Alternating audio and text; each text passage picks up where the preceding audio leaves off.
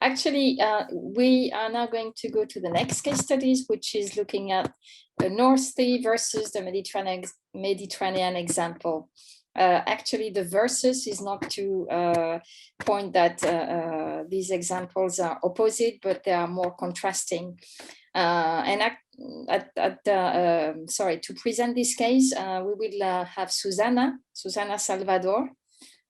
So while you are joining us, Susana, I will quickly introduce you. You are the head of ACCOBAMS, the organization that is based in Monaco. Susana developed her career in public administration, predominantly on international affairs, in fisheries and conservation policy, oceans governance, and European-related matters.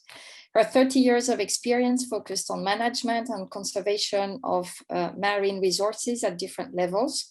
And before being appointed as Executive Secretary of ACCOBAMS, Susana was the Executive Secretary at Ospa, the Ospa Commission and Bond Agreement, which is based in London. Susana, the floor is yours.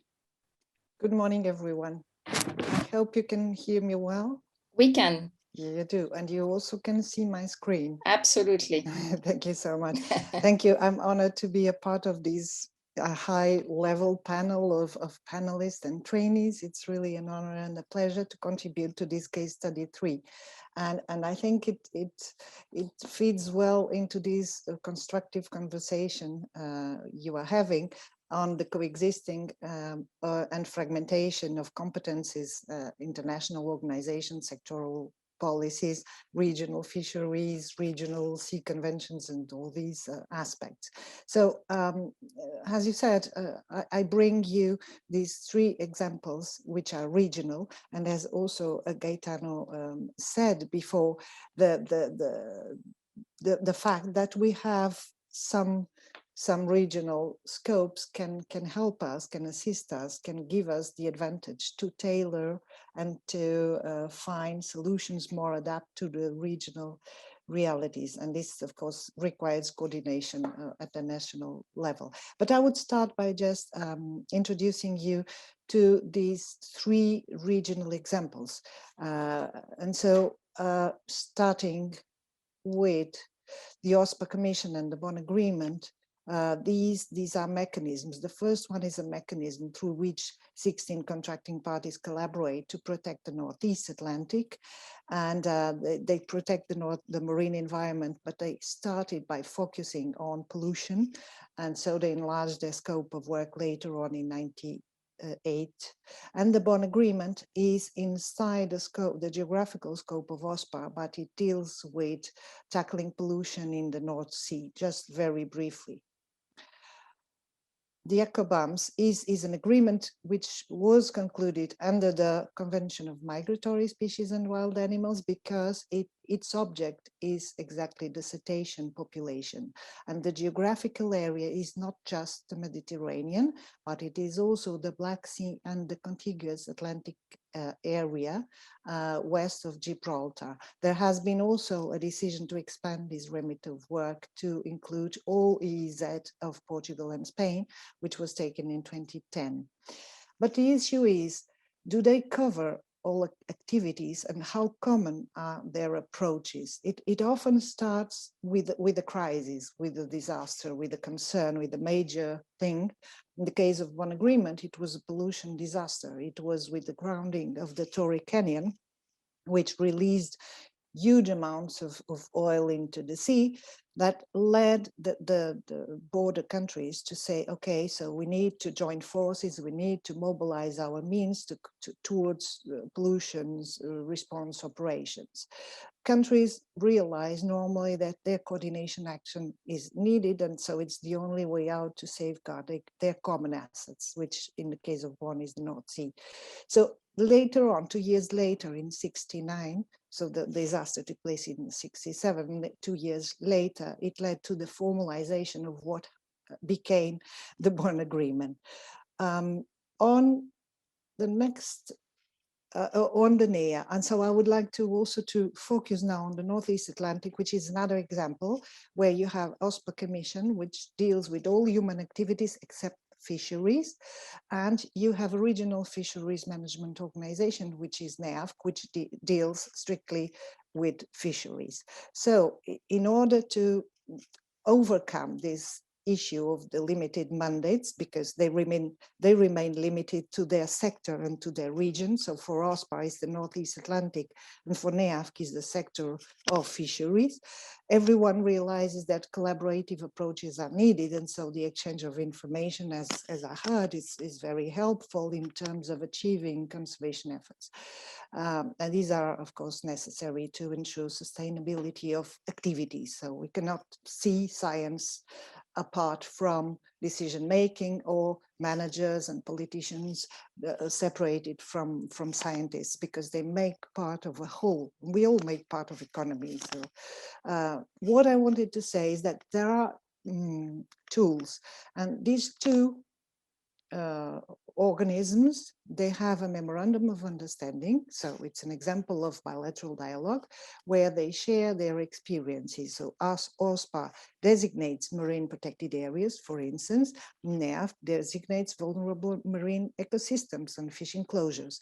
So what they do is that they attend their subsidiary bodies dealing with these specific issues, and they share information, and and they try to overlap, so to make their decisions coherent among themselves. And then there is another thing, which is an example, I think, I hope a good one, that I bring to your attention here, which is the collective arrangement. And this is also a bilateral tool which these two organisms signed, but it is aimed at becoming a collective, as it says, a collective arrangement, a multinational a mechanism that provides the opportunity to different authorities, different countries, different organisms, sectoral, regional, macro-regional organisms, to make part and to informally share information. And this aspect, in my view, is very important, because it's a way of further enlarge influence and sharing and expanding the remit of influence through this collective arrangement. So what happens is that when people attend, and I also help promoting these encounters, when people attend collective arrangement, and we manage to have NEAFC on board, ICCAT on board, NAMCO on board, the EU, ICES Abidjan Convention, Caribbean Environment, so other regions as well, we managed to have a constructive approach in terms of what each of these entities are doing in the respect of their own mandates and remits of work, of course. So this non-binding, this informal dialogue provides for an honest and frank sharing of experiences, and it provides also sharing lessons learned, and see how mechanisms that worked in other regions or sectors may help and may feed in this global concern of sustainability and conservation and of resources. And then I come to this example of the ACCOBAMS. ACCOBAMS, as I said, is this organization made up 24 countries, and they have this conservation plan, which is an integral part of the ACCOBAMS, and it determines concrete conservation aspects. And this conservation plan states strictly the sharing of responsibilities on habitat protection with Barcelona Convention. And then our coordination unit is the SPARAC for the Mediterranean, and we work with the MedPan as well in terms of protecting areas. So ACCOBAMS is to optimize efforts through the strategic alliance, ACCOBAMS with the General Fisheries Commission for the Mediterranean, with UNEP-MAP, via this regional activity center, which is the SPARAC, and also via MedPan, so to facilitate networking and to facilitate synergies at a scientific level. ACCOBAMS requires parties to take action to improve knowledge. So these three main pillars: improve knowledge, reduce human pressures that are posed to the cetacean populations, and to enhance conservation of cetacean critical habitats based on an integrated threat approach. So the collaboration, and here is a little bit in parallel with what NEAF does with Ospa. We collaborate with the General Fisheries Commission for the Mediterranean. We have a memorandum of understanding. We explore joint projects to assess and mitigate interactions between cetaceans and fisheries, namely on these occurrences of bycatch and depredation. I think that will be all. Thanks a lot, Susana. It was rich and full of content, lots of information. I think our trainees might need a bit of time to really understand in the list of key enablers, which ones to pick, because it was really rich actually. But let's try it. So what do you think in the presentation of the different cases Susana introduced? Were the enablers she referred to? Okay. Okay, Susana, do you want to react to the results? Yes, here they are. Sorry, I forgot. Yeah, thank you so much. Yeah, thank you for voting. Yes, exactly. That's, I think it's how I feel about these examples. I've been honored to participate at. The cross-sectoral dialogue, absolutely. The thing is how to make it effective, and it was the idea of the collective arrangement through an informal sharing of views and experiences. And yes, inclusive mechanisms of science policy interaction. I also have an example further on if I have the time to share with you on these. And the cross-regional dialogue, of course. We can't see the oceans as separated and the regions separated, although we have this advantage of tailoring measures or attend to the specificities of regions, but we are not separate. We are one ocean worldwide. So yes, I completely agree with, and the transparency and accountability, of course, which is in the respect of the competencies of the authorities worldwide. Yes, so thank you. Thanks a lot, Susana, and thanks again for this very rich and useful and full of learnings presentation. So I suggest we now take a few questions or comments, and then we will move on to the next case study. Are there? We have Barbara. Yeah, Sorry. there was Nelia anyway. Barbara, you can turn on your camera. Sorry. Yes. Hello. Thank you. Thanks for all this great input with the case studies. This was really rich and very, very interesting. I have two questions, but let me start first with one and then see how much time is left. Susana, on the example that you gave on NEAF and Ospa, the collective arrangement, I heard a lot about the collective arrangement in the past. And I know also that the German Environmental Ministry has been very active in getting this going. But still, my question is, since you were involved and have a much closer look into the inner workings of this arrangement, how did it come about actually? So who were the drivers, who were the actors behind, and what can other regions take as a learning from this example if they want to initiate a similar thing? Thanks. Should I answer now? Sure. Yeah, okay. Yeah, so the drivers, as I said, this has been formalized between NEAF and OSPAR, but it was not intended as a bilateral agreement or a bilateral tool. It was intended to take on board other organizations.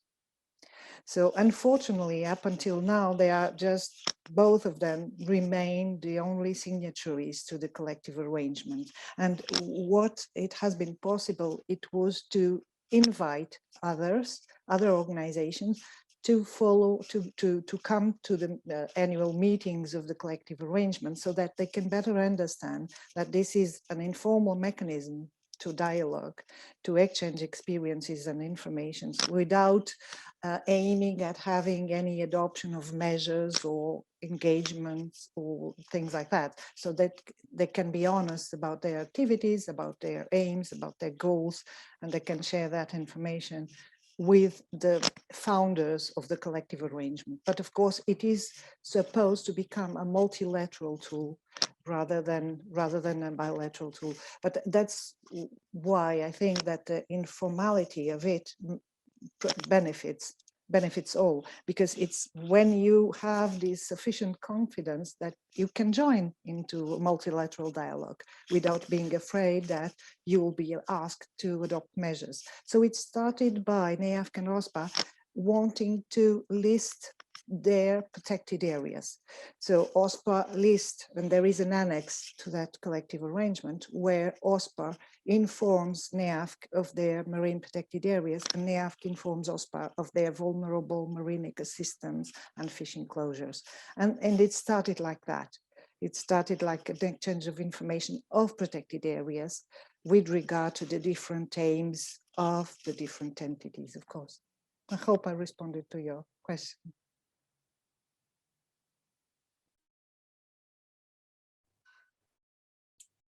I think we had Yerneia before who wanted to ask Ingela something also. It seems she's not here. No, I am here. I just, again, I don't want to dominate the space, and I wrote my question. I was just wondering about, since we're trying to have an open conversation, and as Andrea pointed out, we're trying to also draw good practices from the Baltics to and make the Med also a poster child once in the future. I was wondering about the challenges that were present in the process in the Baltics, and yeah, some of the mistakes that were made and how we can rectify. Just speak a little bit about not only the good aspects of this. Well, I think you're dealing with countries, and there's always challenges, and there are different agendas, and you can specifically see when there is a political changes, there will be different priorities, and that's always challenging. And I think that's one of the reasons why it's so important that we actually been working together. We have these formal groups, especially as Susana said, that you have the informal meetings and you have the formal meetings. You can really see a difference in the how the countries or the representatives from the countries do act. It's very different when they have the authority to say something in public, or if they can say it in an informal meeting and discuss it and come to conclusions and then propose it to their own government actually at home. But to discuss this more freely within these informal meetings, but still having the ones with the mandate around the table, discussing real issues, I think that's been really rewarding. And then you can take it back home to your countries and discuss it in that context. And that's what we've always been encouraging the participants and the national authorities to discuss it within this formal group. We also have a planning forum where it's an informal forum under the Helcom WASAP working group. And I think the most important thing is that having planning and environment together are also very strong, which is really unique in our area. You have the Barcelona Convention, that's the environment, but also having the planning on board and having the planning authorities around the table. I think that's the one. But yes, it's been a bumpy road, and I don't want to point fingers to any of the countries, because really strengthen the network between the different countries. We have been able to solve some critical issues. And when it comes down, I think it was mentioned, I think it was mentioned by Andrea, that you mentioned about conflicts regarding border issues. Yes, we have border issues in the Baltic as well. Yes, we do. But that's a bilateral discussion, but still you can prepare the questions together as a civil servant. You can prepare the issues together and then lift it to the proper level, and there have the more formal discussion. And in a way of doing that, it's been able to at least solve one of the issues, border issues, but still it takes a lot of time. So patience and time. Thank you. I don't know if I really answered your question. You did, thank you. Great. Sorry, Chantal, you're muted. Yeah, I said thanks. I think we have two more, and I'm afraid then we need to jump into the next. Dania had her raised hand first, and then Katarina will give you the floor. Yes, I think the discussion is really, going very much into the need to discuss further. And Ingela, I was, I mean, to me, it's really amazing how the process went and how much time it took. And then, of course, with the different, I would say, waves that came, there is a result, right? There are indicators that are showing improvements. There are things that are working, functioning. So to me, I mean, it's really interesting to hear a little bit further on this informal setting, because you mentioned that everything started with lots of extra official instruments coming from projects, I think, that initiated somehow the process to start. So, but I think it's not only a project, it's about believing in a process. So I think there is something behind how project or a series of projects could lead you in the right direction. So what were like the elements that were clear? I guess there were some clear things on the table that needed instruments, needed money for them to function. So how did countries organize themselves, or this informal setting organized a bit how they wanted to go and how they did use this funding to do the first step and then to make it a broader and, of course, more of a formal process? Well, thank you, Dania. I think the main thing is that we are a very narrow sea. It's a small sea, a busy sea, and unfortunately still in quite a bad state. And that was one of the reasons why HELCOM was formed 1974, when the member states actually came together. And finally, 2007, the first Baltic Sea Action Plan was agreed upon. So it's a raised awareness of the importance that there are consequences of the action taken in one country will have consequences for the other countries. And then when BASAB was formed, it was also, and that was in 1992, and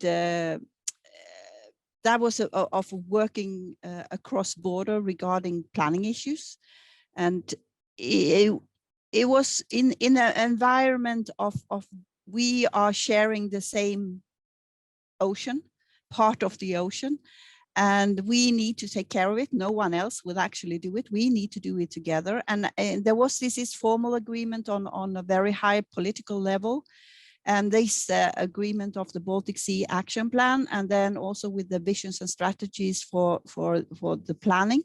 And when they joined forces 10 years ago, I think that was made a huge difference. Even before the directive, the planning directive was launched in EU, and I think the countries around the Baltic was very active in the process of setting up the planning directive and forming the planning directive, because we had the MSB roadmap. The first MSB roadmap was launched 2013, like 2 years before, and then also there is this pre-work. So I think it's a huge amount, the critical mass of engaged people. And when I listen to you here, I feel that, yes, you are on the road and you're getting together, and it's really, but I miss out a little bit the planning perspective and the ones in charge of planning. I think they needs to be on board as well, as long as you have appointed, because it's not all countries who have appointed responsibility. So yeah. Yeah, Thanks. exactly. Not all countries have appointed responsibilities. Thank you very much, Ingela. Very interesting. Katerina? Yeah, thank you very much indeed. It was a very interesting morning. I have basically two kind of questions or yeah, questions, if you want, to both Ingela and Susana. I think they apply probably to both cases. Can we say that the collective arrangements, I mean, these informal setups are kind of similar to the community of purpose, a community of practice that Andrea was earlier suggesting that we should try to implement. So these groups of very different type of stakeholders, which are all focusing either on the same objective or how to implement, how to solve a problem, how to implement a measure in a specific region. So this would be the first question. The second is, would you, I'm from Italy, I'm from the Mediterranean area. I have been working in the Mediterranean for many years, but I also had the chance to work in the Northern Europe and actually globally for the International Whaling Commission. And one thing that struck me, if I compare the situation we will see later with the case study in the Mediterranean, is that in the Northern Europe, you can actually capitalize on two things. One is that the cases that you presented, you have very similar, culturally similar parties. So there is not a huge difference in terms of culture and of course society, all sorts of setups around your cultures. And the other one is that you can capitalize actually on a recognized world scientific body, which is I mean recognized at the global level, has a very important scientific body, which is ICES. Although it's a regional scientific body, is an excellent one. So this, I think, it makes a huge difference. But this is my opinion. So back to you. Thanks. Susana, would you like to start? Yes, absolutely. These are very good questions, actually, Katerina. Thank you for them. Yeah, as to the example of the collective arrangement, and that in the northern regions, in particular the Northeast Atlantic and the North Sea, there are similar cultures that could benefit or could make the difference in terms of agreeing or not anything that needs to be agreed regarding the conservation and the protection of marine resources. But actually it started, the collective arrangement started exactly with very reluctantly between Ospa and NEAFC, and I remember very well those times where there was a memorandum of understanding between them, but they were very suspicious, mainly the fisheries set up, so the fisheries community of people, with regard to the intentions of OSPA, because as they have different tools and OSPA have these marine protected areas, and NEAFC has this adopts fishing closures based on conservation needs, there was this, no, we don't want to participate furthermore because it might imply that then we will be compelled or requested to adopt fishing closures, which will of course have consequences in terms of the economies of the countries. And so there was that position. So it was not easy to start with the collective arrangement, even as an informal mechanism for dialogue between the two signatories. And then, of course, the reason why there are not at this stage more or different signatories is exactly because of that, because the intention is to aggregate different sectors. And if you can have seabed mining information, if you can have traffic schemes or corridors, and if you can have these macro sectoral organizations on board, so that you can understand or complement the information that you gather at the regional plan with these global information, you can better tailor, you can better adapt your regional measures. And that was the intention. And up until now, the focus was on the type of protection in the Northeast Atlantic, meaning that if say, for instance, the International Seabed Authority, what sorts of protection, what sorts of areas they have, what sorts of measures they are thinking of. So it was the main intention of having these, or having, for instance, IMO on board, also to know in terms of maritime traffic. And this informal dialogue, 2 years, so it was in 2019, yeah, in 2018 and 2019, we managed to have on board, for instance, NAMCO, which have the competence to determine the ways in which hunting is authorized, hunting of marine mammals. So, because of course you cannot proceed if you don't have all knowledge, available knowledge on board. You can make a better use of everything and make better solutions if you have everyone on board. So communication is, in my view, central to all these. And the confidence building, knowing that this participation will not imply the assumption that these organizations will need to apply your decisions or the decisions of Ospa or NEAFC or whatever. So we had ICCAT on board as well. And ICCAT also provided information on fishing activities, for instance, that help building a proposal for the next marine protected areas in the North Atlantic and around the Ivlenov Seamount, which is under revision by Ospa, by the Biodiversity Committee. So it's very constructive, but it's not easy at all. It might be a best practice to learn from. And also the second question about the ICES and the fact and the advantage of having the same scientific body providing advice, for instance, to NEAFC and to OSPA, which is the case. But the data that ICES also receives from countries are very different if it is in the framework of a NEAFC or in the framework of OSPA, because the fishing data, they're not accessible to OSPA directly, just because ICES is their scientific advisory board. So it's not at all easy, and there are different problems, but this is not something that helps solving it. I hope I didn't take too much time. Thanks a lot, Susana. We actually have Gaetano, who is presenting next, who will need to leave soon. Ingela, anyway, I would like to give you a chance to answer Katerina.